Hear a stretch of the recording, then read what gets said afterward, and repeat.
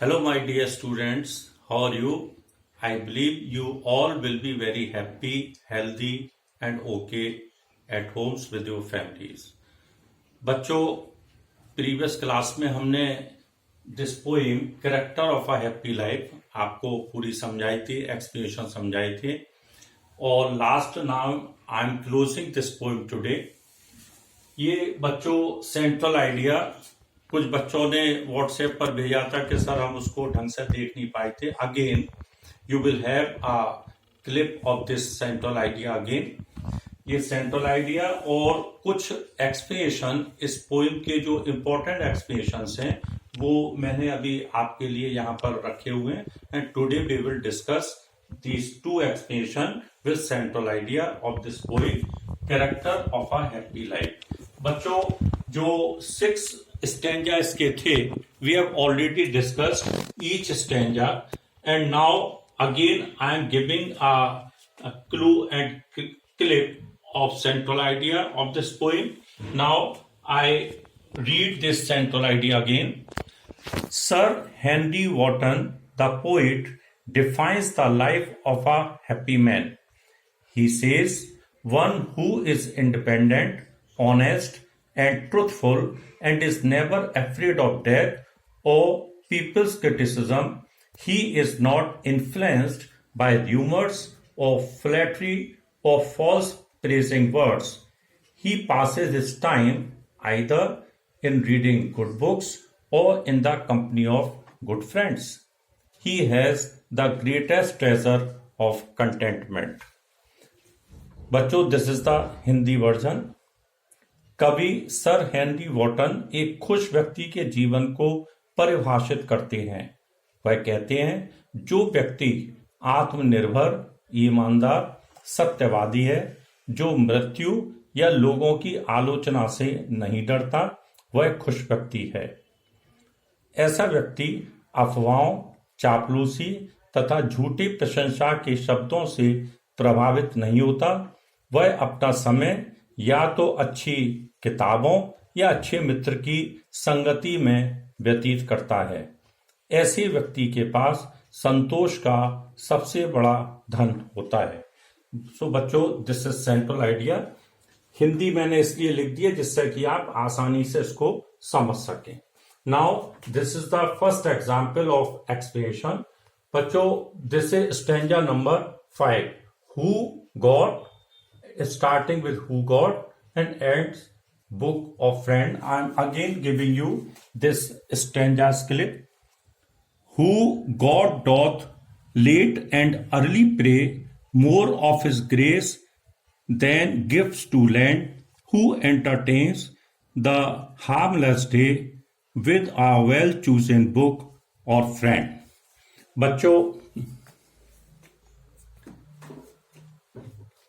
now this is reference। These lines have been taken from the poem Character of a Happy Life composed by Sir Henry Wotton। Context: in these lines the poet describes the qualities of a truly happy man। Explanation: the poet says one who prays to God in the morning and in the evening to obtain his blessings and mercy, not the worldly things like wealth, palaces, ornaments, lands, etc., for these things are perishable, is really happy man। Such a man never causes any harm to any man। He passes his time either in reading good and inspiring books or in the company of a good and faithful friend। कवि कहता है कि वह व्यक्ति जो सुबह शाम ईश्वर की प्रार्थना, उसके आशीर्वाद तथा दया प्राप्ति के लिए करता है, ना कि धन, महल, आभूषण, भूमि आदि जैसी नाशवान वस्तुओं के लिए, वही सच्चा खुश व्यक्ति है। ऐसा व्यक्ति कभी किसी का अहित नहीं करता। वह अपना संपूर्ण समय या तो किसी अच्छी किताब या किसी वह अपना संपूर्ण समय या तो किसी अच्छी किताब या किसी अच्छे तथा वफादार मित्र की संगति में व्यतीत करता है। तो बच्चों, this is explanation stanza number 5. Now we will have the discussion about stanza number 6, starting from this man and ends with he hath all. बच्चों, this is the stanza number 6. This man is free from servile bands of hope to rise or fear to fall, lord of himself, though not of lands, and having nothing, he hath all. बच्चों, this is the explanation of this stanza. Reference same as before. जो हमने यहाँ पर लिखा है, this is the same reference we have to write again. Context same as before. जो context हमने यहां लिखा है that is also the same for this stanza. This is explanation. In this stanza, the poet says that a happy man is a free man. He cannot live in the chains of slavery. He treats both rise and fall of life as safe. It means that he does not feel joy when he gets achievements, nor he feels sad and disappointed when he faces failures in life. He keeps his senses in his overall control. Though he does not possess world by luxuries, wealth, lands, etc., he has the greatest treasure of contentment. He is satisfied with what he has. It means he has nothing, he has all. Note, बच्चों, in this stanza we see a very important line we have noticed. There is a figure of speech, oxymoron, in the last line. Having nothing, he hath all. In this last line, figure of speech, oxymoron, is used when two opposite qualities are used at the same time. It is oxymoron, that is, he has nothing, he has all. उसके पास कुछ नहीं होता, उसके पास सब कुछ होता है. इस पंक्ति में कवि कहता है कि एक स्वतंत्र व्यक्ति ही खुश रहता है, वह गुलामी की जंजीरों में नहीं रह सकता, वह जिंदगी के उतार चढ़ाव को समान रूप से सहता है. इसका अर्थ है, अपनी उपलब्धियों पर वह प्रसन्न नहीं होता तथा जीवन में असफलताओं पर निराश व दुखी नहीं होता.